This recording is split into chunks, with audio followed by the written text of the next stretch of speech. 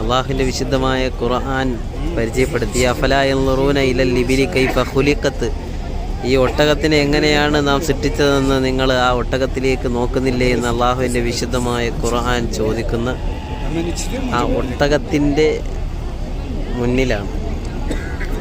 അഥവാ ഹുദൈബയിലാണെങ്കിൽ കൂടുതൽ സാധാ ഒട്ടകങ്ങളെയൊക്കെ കാണാൻ കഴിയുന്നത്.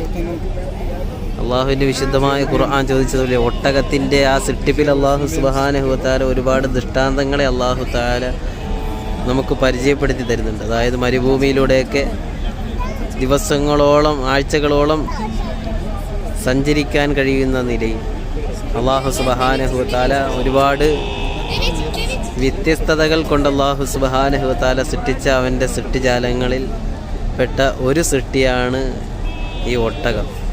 അള്ളാഹു തആല ഈ പരിശുദ്ധ ഭൂമിയിലേക്കൊക്കെ വരാനും അതൊക്കെ കാണാനും അള്ളാഹു നൽകിയ ആ ഒരു തൗഫീഖ് ദുആ കൊണ്ട് വസിയത്ത് ചെയ്തവർക്കൊക്കെ അള്ളാഹു നൽകി അനുഗ്രഹിക്കുമാറാകട്ടെ.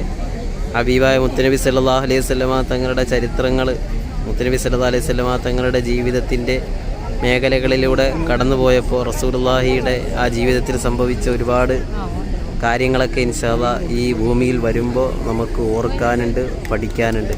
അല്ലാഹു സുബ്ഹാനഹു വ തആല ഇവിടെയൊക്കെ വീണ്ടും വീണ്ടും വരാൻ നാഥൻ തൗഫീഖ് നൽകി അനുഗ്രഹിക്കുമാറാകട്ടെ.